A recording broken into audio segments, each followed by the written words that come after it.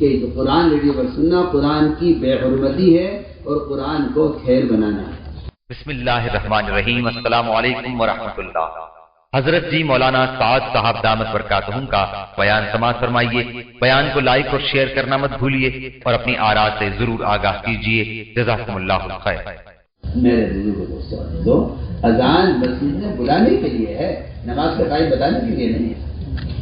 نماز کے ٹائم تو بہت پہلے بتا دیے تھے، نماز کے ساتھ جبرائیل نے نمازیں پڑھ کے بتا دی تھی آپ کو۔ اذان تو بہت بعد میں آئی ہے، بہت بعد میں، اذان بہت بعد میں آئی، اذان بہت بعد میں آئی ہے، لیکن نماز کے اوقات پہلے بتا دیے۔ اس لیے میں کہا کرتا ہوں کہ اذان کو نماز کا اعلان نہیں ہے، بلکہ اذان اللہ تعالیٰ کی طرف سے مسجد میں آنے کا سمن ہے۔ جس طرح عدالت کا سمن ہوتا ہے نا، چوتھا عدالت کا، اگر نہیں گئے تو تمہارے خلاف وارنٹ کٹ جائیں گے فوراً۔ دیکھو یہ تو مخلوق کی عدالت کا حال ہے، پھر خالق کی عدالت کا حال کیا ہوگا؟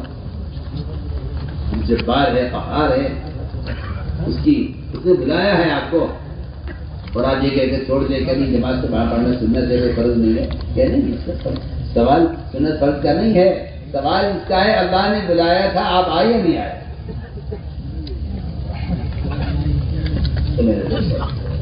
اس طرح ہمیں اپنی نمازوں میں کمال پیدا کرنا ہے، اور تہجد کا اپنے آپ کو عادی بناؤ، اس لیے کہ تہجد اللہ اکبر، اس سے بڑی خیر کوئی نہیں ہے، اور اس سے زیادہ عمل کی استعداد پیدا ہونے، اور اس سے زیادہ جو ہے علم پڑھنے کا اور کوئی ذریعہ نہیں۔ رات کے قیام کو صحابہ اکرام پر 1 سال تک فرض کیا گیا، جب صحابہ تہجد کا عادی ہو گئے تو اسے نفل کیا گیا، ورنہ 1 سال تہجد فرض رہی ہے۔ بلکہ قرآن میں یہاں تک ملتا ہے کہ ایک مومن اور ایک غیر مسلمان اور غیر مسلم، ایک مومن اور ایک کافر کے درمیان جو فرق ہے وہ فرق یہ ہے کہ کافر کا بستر تو رات سے لے کر صبح تک بوجھل رہے گا، اس کے جسم سے وہ سوئے گا صبح تک، اور مومن کی علامت یہ ہے کہ ان کے پہلو بستروں سے رات کو دور رہیں گے، قیام میں اور رکوع میں اور سجدے میں اور دعاؤں میں، اور پورا دن گزرے گا ان کا اللہ تعالیٰ کی رحمت کی امید پر اور اللہ سے ڈرتے ہوئے۔ میں نے عرض کیا کہ ہمیں اس طرح تہجد کا اپنے آپ کو عادی بنانا ہے، اور اس کا بالکل واضح بات ہے کہ ان سارے اعمال کا وقت ہونے کی جو عادت پڑے گی وہ اصل خروج سے پڑے گی، اس لیے کہ آدمی اگر اپنے دنیا کے نظام میں بیٹھا ہوا ہے اور اس نظام کی وجہ سے ان سارے اعمال کے کرنے کی عادت ختم ہو گئی ہے، تو اس سب کو چھوڑ کر نکلنا پڑے گا۔ ہر سال 4 مہینے کی جو دعوت ہے اس کا اصل مقصد یہ تھا، تاکہ سال کا کچھ حصہ ایسا ہو جس میں کم سے کم 4 مہینے یہ اپنے کاروبار کو چھوڑ کر، جس کی وجہ سے اعمال میں غفلت ہو رہی ہے، جس کی وجہ سے کوئی تلاوت میں غفلت ہو رہی ہے، جس کی وجہ سے خود دعوت کا عمل کرنے میں غفلت ہو رہی ہے، 4 مہینے سب چھوڑ کر آدمی یکسو ہو کر نکلے عمل کے ماحول میں، تاکہ اسے عمل کی عادت باقی رہے۔ اس لیے میں نے عرض کیا بیویوں کی نمازوں میں کمال پیدا کرنا، اور یہ بات حق ہے کہ جب تک فضائل کا علم نہ ہو عمل کی رغبت نہیں پیدا ہوتی، عمل کا شوق نہیں پیدا ہوتا۔ ایک مزدور مزدوری میں پسینہ پسینہ ہو جاتا ہے کیونکہ اسے معلوم ہے کہ اس کا مالک اسے اس کام کے پورا ہونے پر 100 روپے دے گا، وہ اپنے آپ کو تھکا دیتا ہے اس کے لیے کہ مجھے 100 روپے دے رہے ہیں۔ لیکن مسلمان کو اللہ کے وعدوں کا نہ یقین ہے نہ وعدوں کی امید ہے، یہ عمل کو چھوڑ کر بیٹھا ہوا ہے، اسے اللہ تعالیٰ کی طرف سے ملنے والی مزدوری پر نہ کوئی اس کی طلب ہے نہ اس کو کوئی یقین ہے۔ اس لیے فرمایا کہ فضائل کی تعلیم میں جم کر بیٹھو اور اللہ کے وعدوں کو سنو۔ فضائل کی تعلیم میں فضائل اعمال مع فضائل صدقات اور بنیادی کتاب 6 نمبر سے متعلق منتخب احادیث، اس کی تعلیم کا بہت اہتمام کرو، اس لیے کہ 6 نمبر یہ کوئی نمبر نہیں ہے، صفات ہے جنہیں اندر پیدا کرتا ہے، اور ان صفات کی حقیقت کو سمجھنے کے لیے یہ احادیث کا مجموعہ اور ذخیرہ ہے جو اس نے جمع کیا ہے منتخب احادیث میں۔ اس سے تعلیم کا بھی اہتمام کرو، اور تنہائیوں میں بھی اس کتاب سے احادیث یاد کرنے کی کوشش کرو۔ تعلیم کے ساتھ تعلیمی گشت بھی کرو کہ ہر فرد کو دعوت دے کر عمل میں لا کر جوڑو۔ سارے محدثین کا امام ابو رضی اللہ تعالیٰ عنہ تعلیم مسجد میں ہو رہی تھی اور وہ بازار سے لوگوں کو مسجد میں بھیج رہے تھے۔ یہ تعلیمی گشت امام محدثین کی سنت ہے اور یہ ان کا طریقہ ہے، اس لیے ہم تاکید سے عرض کرتے ہیں کہ مسجدوں کے اندر فضائل کی تعلیم کا اہتمام اور ملاقاتیں کر کے ہوں تعلیم ہونا تعلیم نہیں ہے، ہر مسلمان کا تعلیم میں شریک ہونا اصل کا۔ آپ یہ دیکھیں نا تعداد بازار میں لوگوں کی، آپ مسجد میں حلقے میں بیٹھنے والوں کی تعداد سے مطمئن ہیں، لیکن آپ بازار میں جو مجمع ہے، جو عوام ہیں جنہیں دین کی اس خبر نہیں ہے، آپ اس کو نظر انداز کر کے آپ اس سے مطمئن ہوں کہ ماشاءاللہ ہماری مسجد میں 50 آدمی تعلیم میں بیٹھتے ہیں۔ 50 آدمی آپ یہاں دیکھ رہے ہیں، یہ 5000 آدمی جو باہر کھڑے ہوئے ہیں، ان کے آئے بغیر آپ کو اطمینان یہ سے ہو سکتا ہے؟ ایک ایک ہاتھ پکڑ کر ایک ایک تسلیات سجا کر یعنی 2.5 گھنٹے دینے والی یہ سکھا دینے والی ہمیں اس طرح دعوت دے کر ادھر دیکھو کیا ہو گیا؟ تشریف رکھو یہ کیا ہو رہا ہے؟ بیٹھو نیچے بیٹھ جاؤ، کیا دیکھ رہے ہو؟ بس سنو دھیان سے، شیطان آ جاتا ہے اور تم سارے شیطان بن جاتے ہو اس کے بیچ۔ خاموش ہو کے بات سنو۔ ہمیں چاہیے کہ اپنی اپنی نماز کو اور اپنے سارے معاملات کو اور اپنی عبادات کو سنت کریں، اور اس کے لیے ضروری ہے کہ مسجد اس طرح فضائل کے حلقے قائم ہو، اسی طرح مسجد میں مسائل کے حلقے بھی قائم ہو۔ یہ بہت اہم بات ہے۔ ہم علماء سے بار بار اس کی درخواست کرتے ہیں کہ علماء مسجدوں کو وقت دیں اور عوام سے اختلاط کریں۔ ایک آج مسلمانوں کی اکثریت نہیں جانتی کلمہ کیا ہے، نماز کیا ہے اور غسل کے فرائض کیا ہے، نہیں معلوم۔ ایک ایک کو مسجد کے ماحول میں لانا اور مسائل کے حلقوں میں بٹھانا اور علماء کی صحبت میں رہ کر ہم تو صاف بات کرتے ہیں کہ علماء کی صحبت کے بغیر نہ علم حاصل کیا جا سکتا ہے، نہ تربیت، نہ کوئی تربیت ہو سکتی ہے۔ تربیت کے لیے اور مسائل کے سیکھنے کے لیے سب سے بنیادی سبب علماء کی صحبت ہے۔ اس لیے ہم علماء درخواست کرتے ہیں کہ مسجدوں کو روزانہ وقت دیں، جس طرح فضائل کا حلقہ مسجد میں اہم ہے، ضروری ہے، اس کے ساتھ ساتھ مسائل کا حلقہ بھی انتہائی ضروری ہے۔ چاہے 10 منٹ کے لیے 15 منٹ کے لیے ایک آدمی مسجد میں آیا ہے، اس کو لے کے بیٹھے، اس کا حال معلوم کریں۔ حضور اکرم صلی اللہ علیہ وسلم آنے والے کا حال معلوم کرتے تھے۔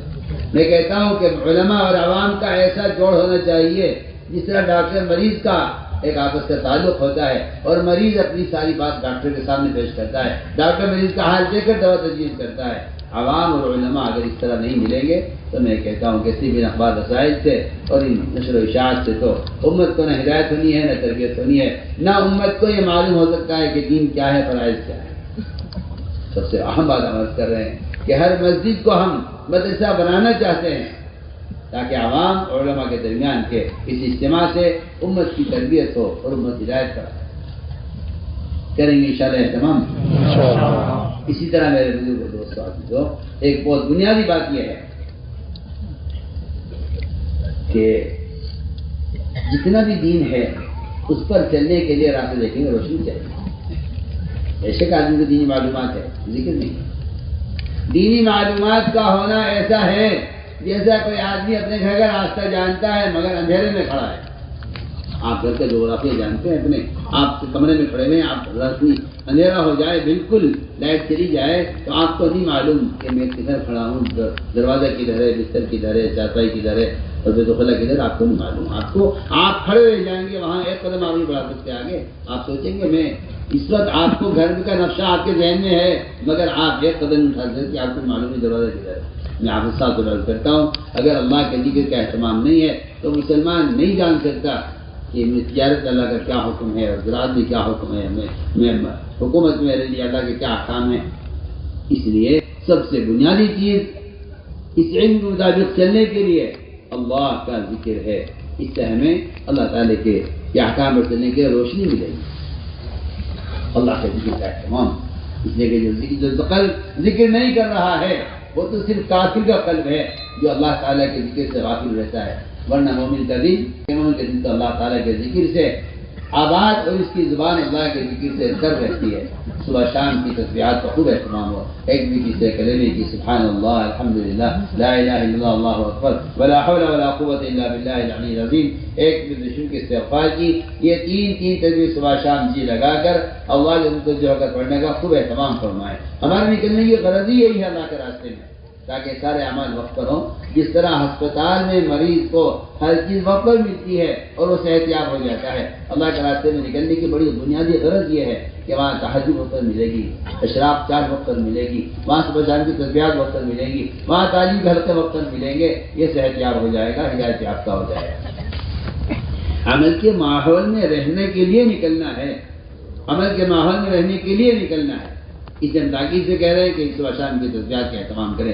تمام اذکار میں افضل ذکر قرآن کی تلاوت ہے. اس کو تو آپ اپنے لیے لازم کر لیجئے، اس لیے کہ اگر قرآن کی تلاوت نہیں ہے، اسلام رضی اللہ تعالیٰ عنہ، مجھے یہ بات پسند نہیں ہے کہ مجھ پر ایک دن گزر جائے اور وہ قرآن کھول کر دیکھ کر نہ پڑھوں، مجھے بات پسند نہیں ہے. بلکہ فرمایا کرتے تھے کہ قرآن کی تلاوت میں دل نہ لگنا دلوں کی گندگی کی علامت ہے. قرآن کی تلاوت میں دل نہ لگنا دلوں کی گندگی کی علامت ہے. اس لیے پورا مجمع عزم کر لے کہ انشاءاللہ ہمیں جو سیکھے ہوئے نہیں ہے وہ قرآن سیکھے، جو سیکھے ہوئے ہیں ایک دن ایسا گزر جائے کہ آپ قرآن کھول کر دیکھ کر نہ پڑھیں. اس کا مطلب ہے کہ آپ کا اللہ کا کوئی تعلق باقی نہیں رہا ہے، ورنہ جن کو ان سے تعلق ہوتا ہے وہ ان کے تذکرے کرتے ہیں، ان کا ذکر کرتے ہیں. لیکن یہ بات میں پورے مجمع سے پوری تاکید سے کہہ رہا ہوں کہ اللہ کے واسطے باز آ جاؤ، قرآن موبائل میں ہرگز مت پڑھنا.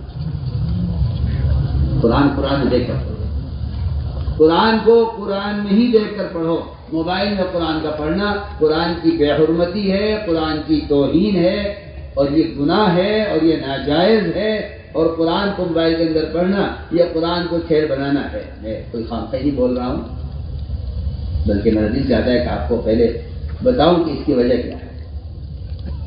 پہلے تو آپ سیرت سے سنیے، سیرت سے کہتے ہیں صحابہ علیہ اللہ نماز کے لوگوں کو جمع کرنے میں دشواری ہوتی ہے. اذان اس وقت شروع نہیں ہوئی تھی، اذان بعد میں آئی. ہمیں لوگوں کو نماز کے لیے بلانا پڑتا ہے، بلال حضرت میں جاتے ہیں، لوگوں کو نماز کے جاتے ہیں. اگر آپ اجازت دیں تو لوگوں کو متوجہ کرنے کے لیے، لوگوں تک آواز پہنچانے کے لیے اگر ہم ڈھول بجا دیا کریں تو بہت توجہ سے نا میری بات. فرمایا کہ نہیں، یہ ان کا طریقہ ہے، ہم ڈھول بجا کر لوگوں کو نماز کے لیے جمع نہیں کریں.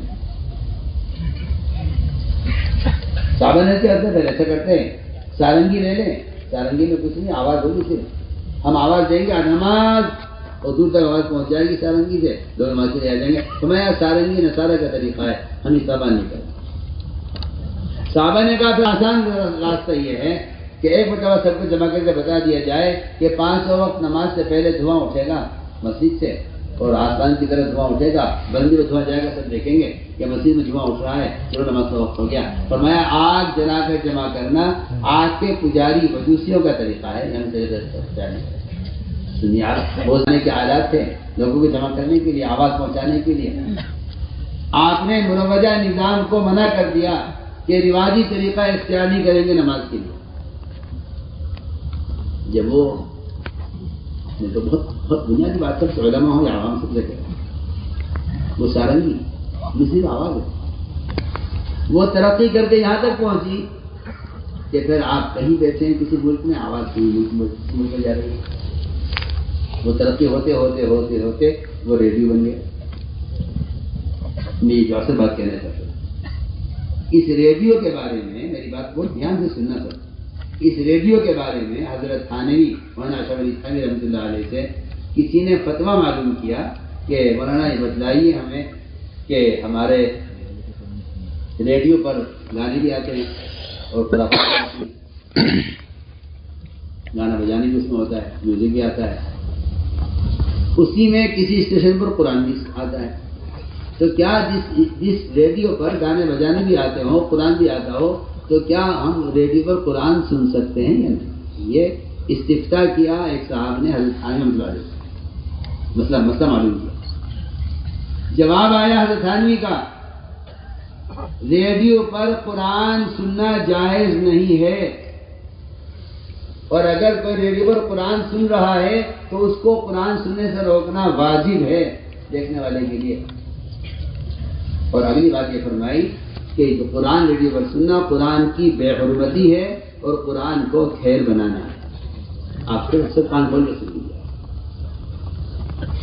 آپ بتائیے کہ ریڈیو کے اندر زیادہ گانے یا موبائل میں زیادہ گانے، بتائیے کیا فائدہ ہے؟ بتائیے. پھر بھی احساس مردہ ہوئے، پھر بھی کوئی احترام نہیں ہے قرآن کا.